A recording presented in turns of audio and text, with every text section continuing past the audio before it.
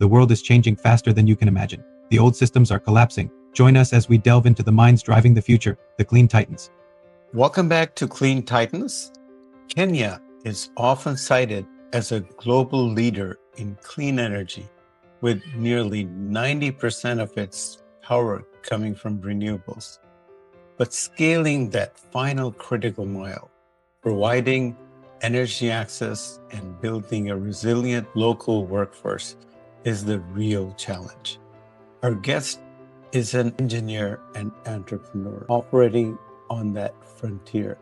He is Ondora Mogere Dalton, a solar engineer, trainer, and technical director at the Torchbearer Institute of Technologies in Nairobi. Ondora, welcome to the channel. Thank you so much, Ali, for that wonderful introduction. I'm glad to connect with you. Actually, it's very true that Kenya is leading in renewable energy.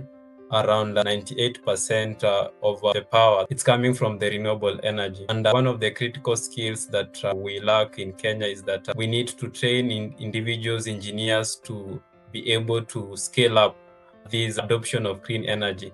Actually, in Kenya, we have Vision 2030, that by 2030, we'll be able to have clean energy that is 100% renewable sources of energy. Yeah, thank you. Excellent. That's a great goal.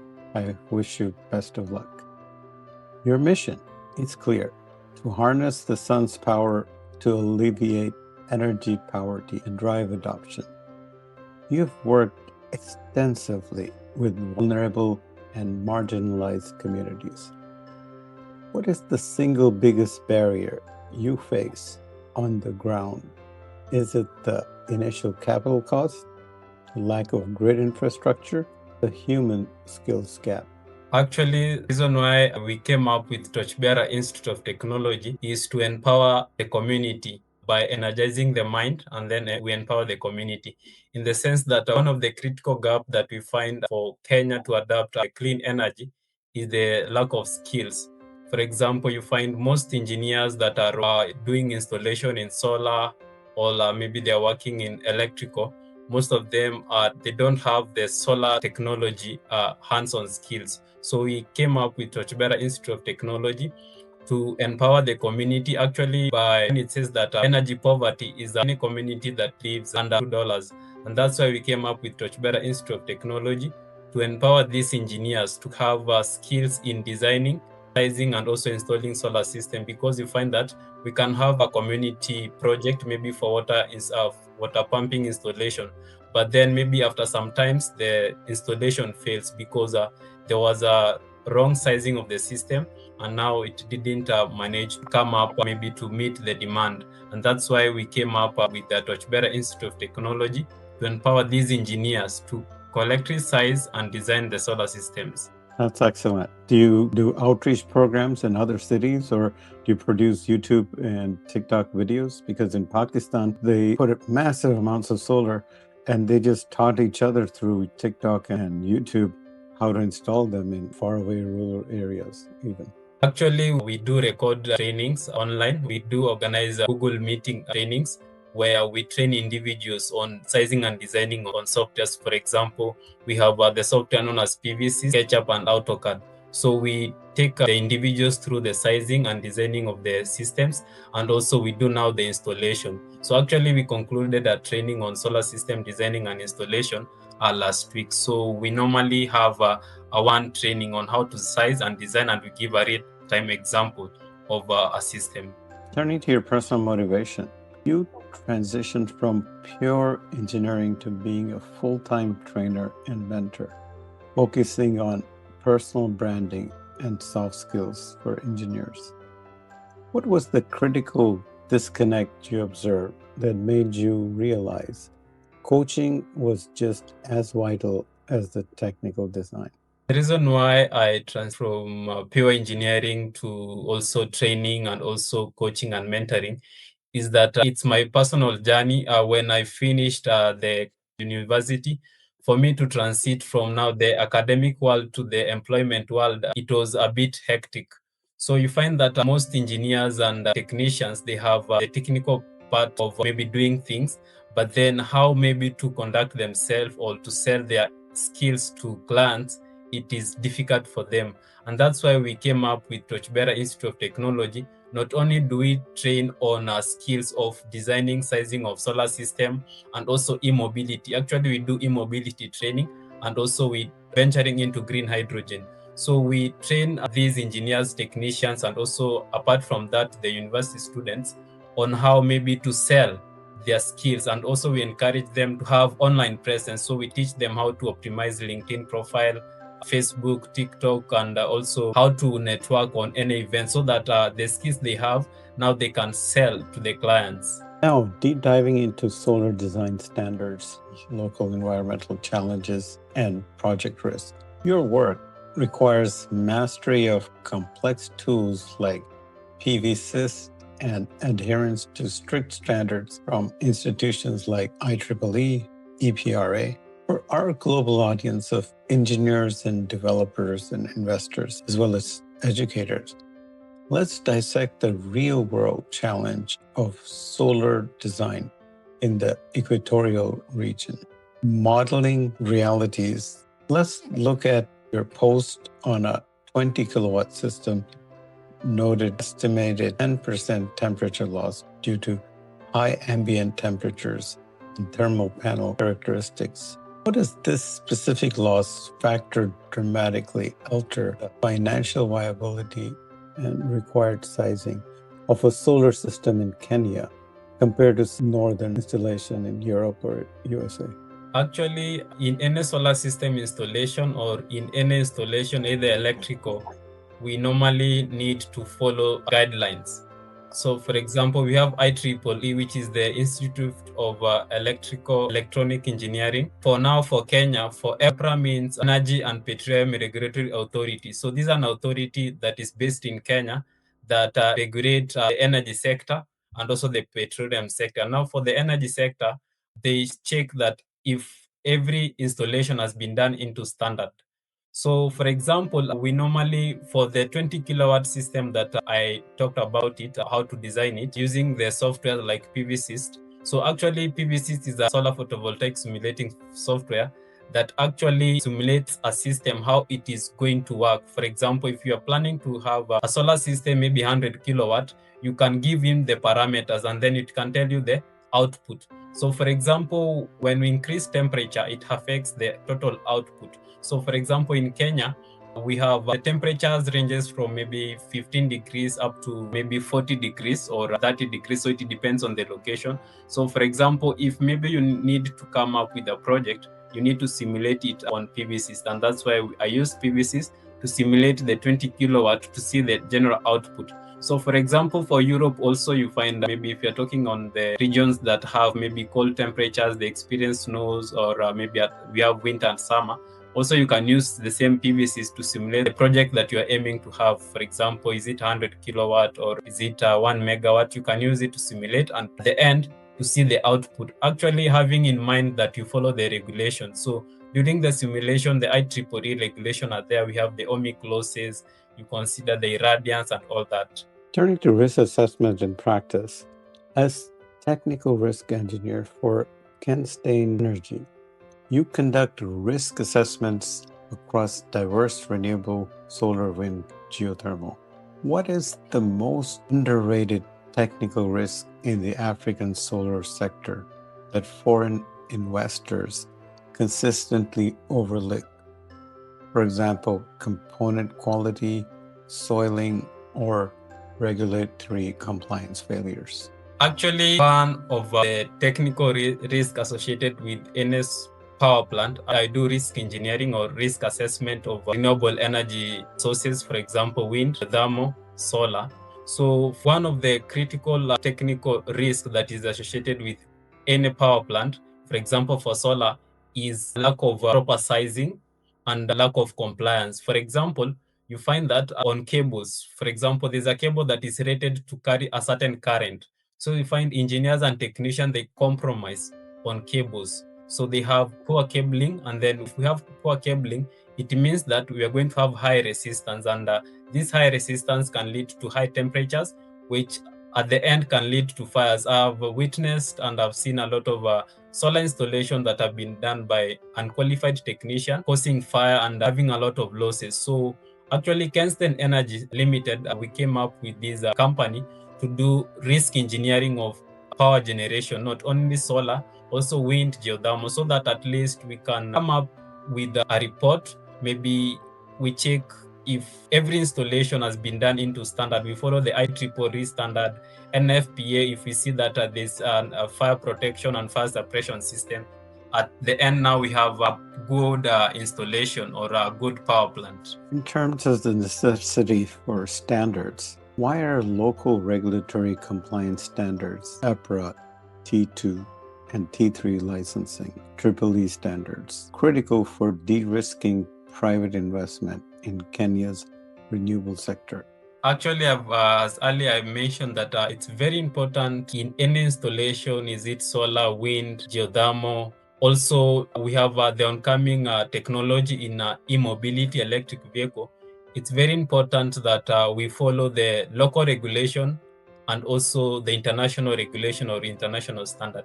So it's very important to follow this regulation, because by following that, for example, we need to have the correct sizing of cables, the correct installation of fire suppression and fire detection system. It will enable you to have a good system. And also it is removing maybe, for example, for EPRA, it's a body that also regulates importation of products.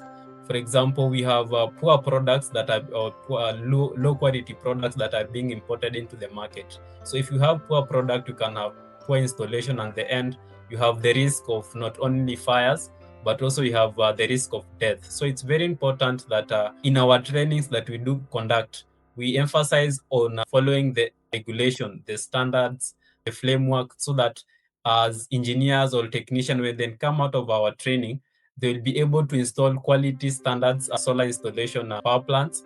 Not only solar installation, also they follow those regulations, also in e-mobility.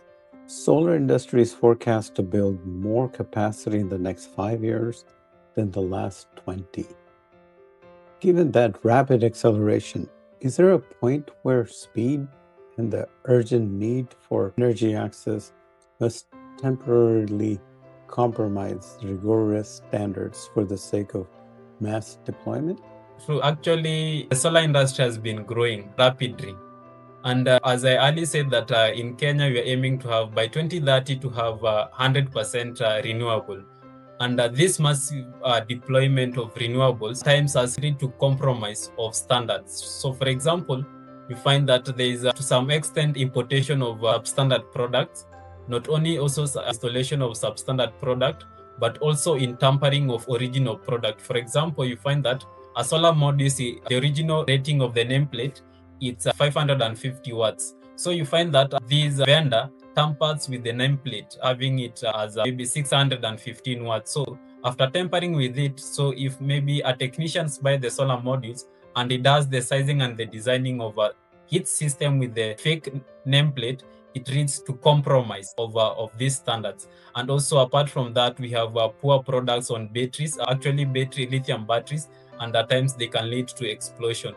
Also, there's compromise in installation, in the sense that you find that the technicians that are on the field, the contractor or the employee are not responsible for their safety. They don't give them the PPE, the helmet, the gloves, and all that. And also, there's no proper training of these technicians. So it's very important as engineers and technicians that we need to focus on deploying of quality and trained technicians, so that to prevent the compromise in standards. Next, let's look at the human capital pipeline. Your work with the Torchbearer Institute and Solar Mitani is about empowering local professionals, the clean titans of Kenya. This is a model for job creation across the continent. Bridging this gap, a critical disconnect between talented individuals and opportunities. Beyond PVsyst training, what are the top 2 soft skills, grant writing, personal branding, negotiation, that young African engineers need most to secure clients, funds, and job placements? So In bridging the skills gap, apart from the skills that you have in solar installation and designing, one of the best and one of the critical skills that you need to have is personal branding. By personal branding is that as an individual, what is your online presence? How do you conduct yourself in LinkedIn? For example, any installation you do or any repair you do in your electric mobility, do you document it and do you talk about it? So that's one of the skills that engineers and technicians need to have, that they have proper documentation of what they are doing and they talk about what they are doing. So if you talk about of what you are doing, you find that most clients will approach you.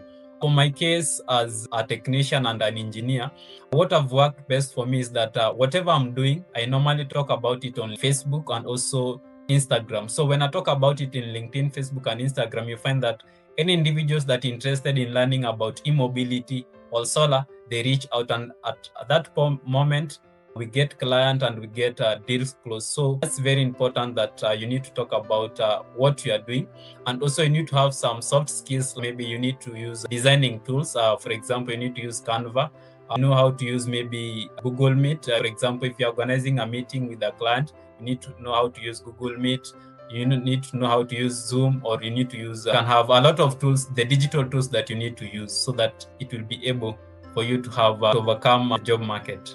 Talking about e-mobility boom, Kenya's EV sector is rapidly accelerating, driven primarily by 2- and 3-wheeler motorcycles and e-tuk-tuks. How are you adopting training curricula to cover the unique technical needs of e-mobility maintenance and battery management compared to solar installations? So actually, one of the growing sector that is in Kenya, it's e-mobility.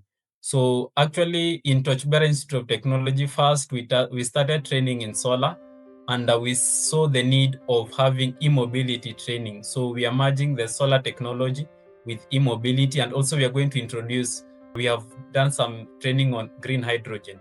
So for e-mobility training, actually we had a training 1 week ago. We developed a curriculum, a 1-week training on e-mobility.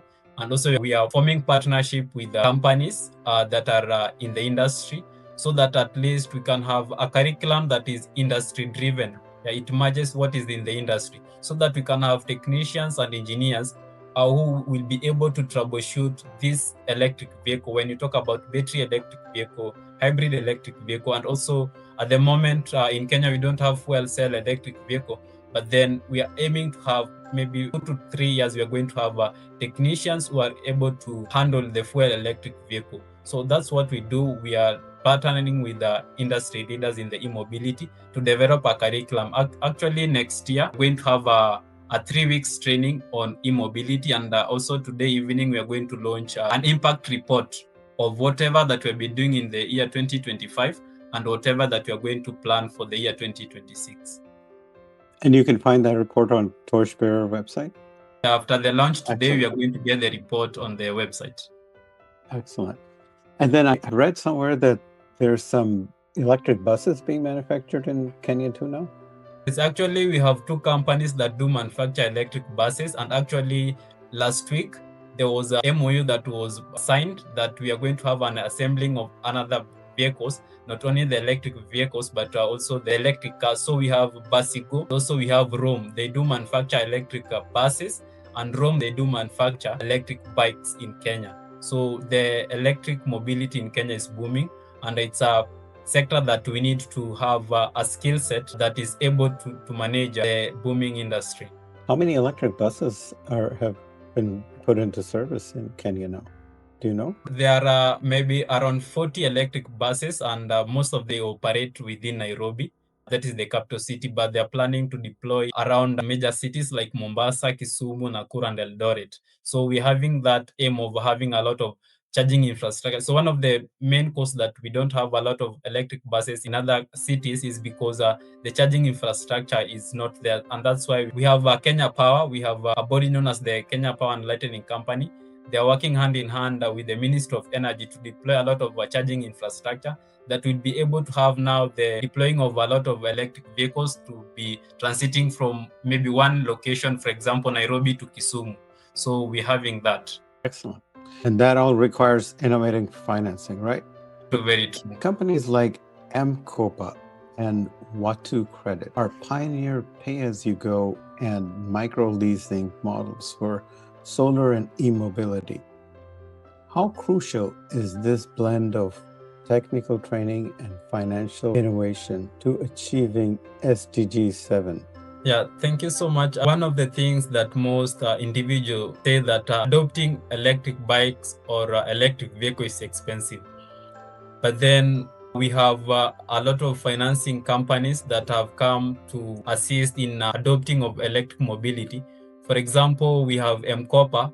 So M-Copa has partnered with electric mobility companies. For example, they have partnered with Rome, which is a company that is based in Kenya. They do manufacture electric bikes and also electric buses. So they have partnered with these companies. And then as a rider, for example, if you like to have an electric bike, you just go to M-Copa and then you get your electric bike at a pay as you'll be able to pay in your bike maybe in loan. We have also Watu Credits, we have Green Wheel. So they have partnered with electric mobility.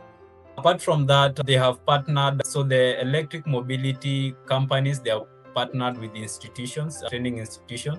So for example, we have one of the leading company that is Schneider Electric.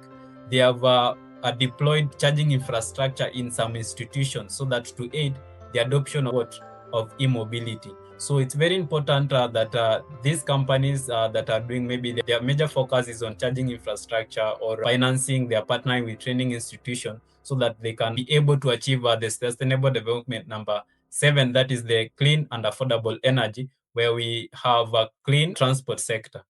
And that's why Torchbearer Institute of Technology, we have come in to have a training also apart from solar, also to integrate e-mobility training in our curriculum. So if somebody wants to invest in the solar and e-mobility in Kenya from outside the country, what's the best way they can do that? So the first thing, if maybe you like to invest in solar and e-mobility, maybe number one, the best way to invest is that maybe you could be importing products from manufacturers, maybe from China, South Africa, or Germany. And then after importing your products, now you can sell to the distributors, or you could be installing by yourself. And also you can integrate the solar installation. You can have carports, we have where you can deploy some charging station using solar, and then you can import electric vehicles. So that's also a gap that we are having. You can try to import the solar products, install carports and charging infrastructure.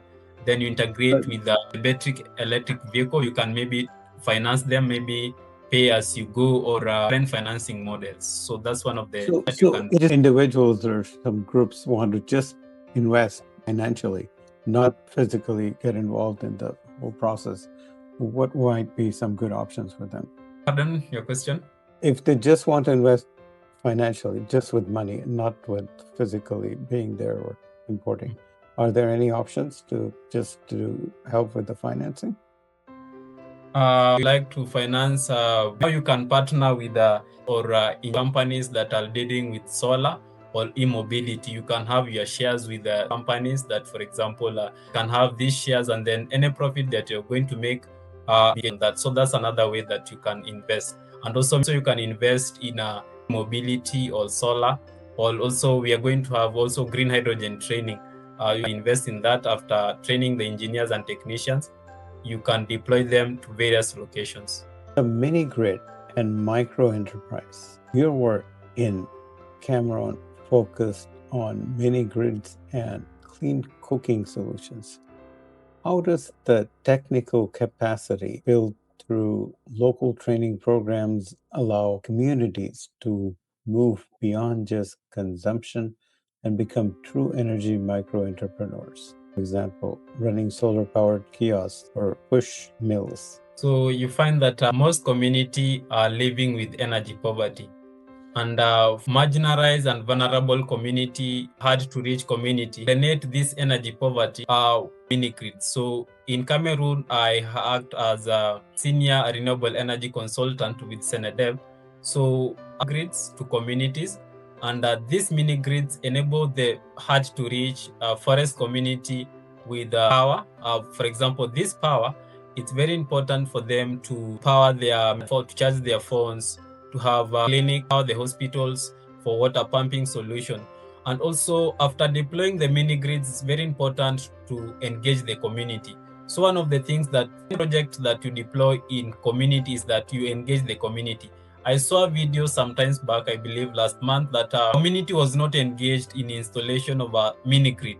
And then those that the installation of the solar modules has caused snow receive rain. So this community destroying the solar modules. So it's very important that at any case that you deploy any mini grid or microgrid, is that you engage the community, you train them the importance of having that mini grid. And also, apart from that, after deploying the mini grid, the engineers, for example, has left. It's very important that you train 2 or 3 or 4 technicians who are in the community to be able to operate and maintain the system. And at this moment, you find that you're empowering the community.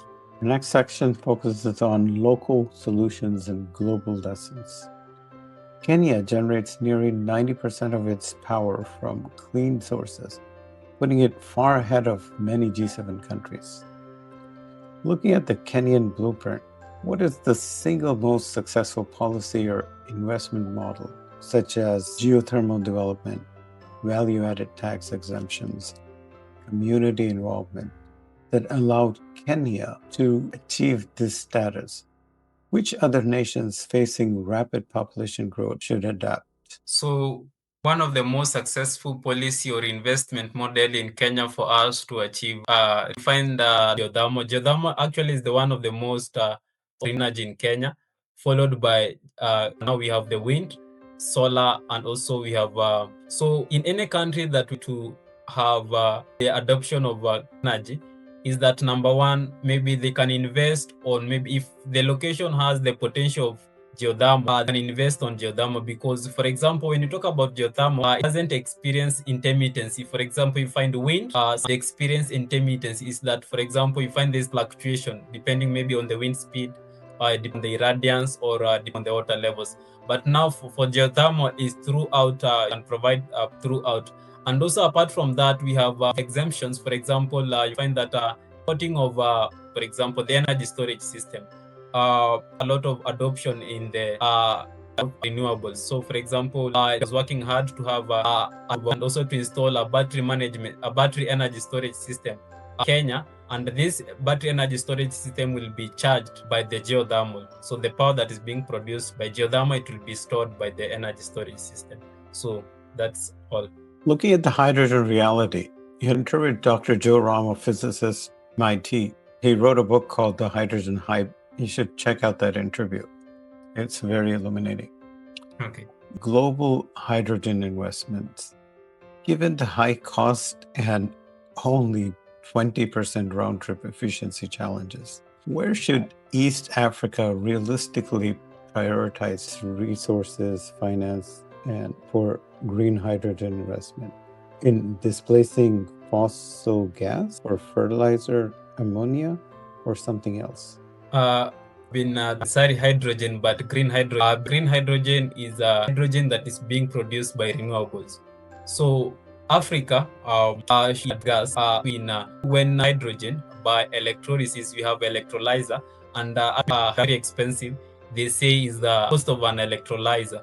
So as Africans or any other engineer or technician, it's very important that we could have a lot of development on how to come up with a cost electrolyzer so that we can produce hydrogen. And this hydrogen should be mostly focused in and also to be used in I had earlier said that to move from we are going to have fuel cell and also now for the ammonia, and that African country, they are rich in agriculture. So if you will have a lot of fertilizer being produced of hydrogen by ammonia, it's very important. So most focus on fuel and also have a lot of fertilizer production from there. Actively include grant writing in your training. How has the difficulty in accessing international climate funds shaped your curriculum? And what simple advice do you give innovators seeking resources from global foundations or development banks? in our curriculum is that what we normally do is not only for engineers and technicians. Also, we do train entrepreneurs, innovators, and you find that most innovators and entrepreneurs, they have a brilliant idea that maybe this brilliant idea will like to have maybe a grant or a fund on the same. So one of the things that we saw during this grant application is that, number one, you find that any grant that you do apply, they need to have, you tell them the impact that you are doing. And that's why if I go back, I emphasized on social media presence. For example, in applying any grant, you find that you are being told that you attach a website, attach a LinkedIn profile of the maybe director or founder, you attach any video that you have done, maybe on any impact that you have done. So the advice that I give innovators that are seeking for global, they are seeking for development, back to the basics that branding and strategic positioning of yourself online.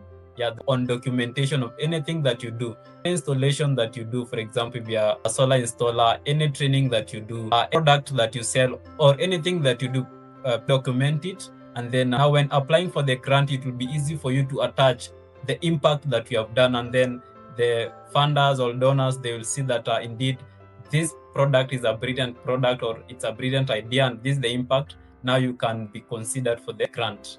You are building the workforce for a resilient future. What is the biggest mistake development organizations or foreign investors make when they try to help the African energy sector?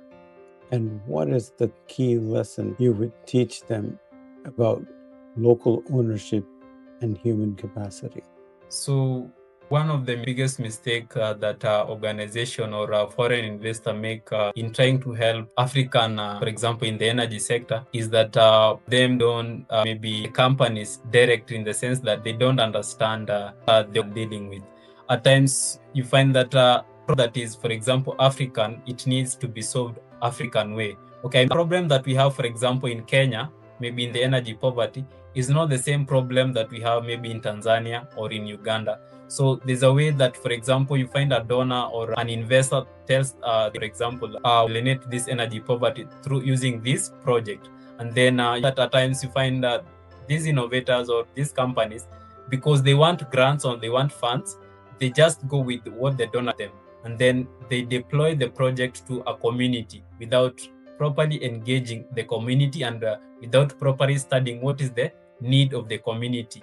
And that's why I said earlier that I saw a video that the community was destroying an investment of a solar mini grid. So it's very important as an investor that you engage the company that is doing the project or the organization, and you do your, also actually you train them what you expect to do, so that they can have full ownership of the project and also the community. Very true. Ondora, your work is literally building the foundations for energy access and opportunity across Africa. Thank you for sharing your technical and mentorship blueprint with the Clean Titans community. Yeah, too much, Ali, for that. Not only building access and also energy opportunity only in Africa, actually also in our trainings, we have individuals from different parts of the world. For example, you have Bangladesh, we have Pakistan, we have also Indonesia. They normally join that we do conduct, for example, mostly on solar designing. So it's not only on Africa, but individual that is interested in netting energy poverty. Mogere Dalton, pioneering solar engineer and trainer. His insights prove that the greatest resource for the clean energy transition is the skills we build today. If this conversation empowered your strategic thinking, hit that like button and subscribe to Clean Titans. We'll see you next time. You can learn more about the challenges and solutions being implemented in Kenya's energy sector by watching Project Spotlight in the final stretch to 100% clean power. Kenyan leads, learns, and clears a few hurdles. Thank you so much. The insights and solutions we discuss here are crucial for a cleaner future. They're about a fundamental shift in mindset. We believe that interviews like this are so profound, they can change the course of your life. If this conversation moved you, hit that subscribe button to join the community that's building the sustainable future. Thank you for watching. Like and tell your friends about Clean Titans and consider supporting us on Buy Me a Coffee. And we'll see you next time on Clean Titans.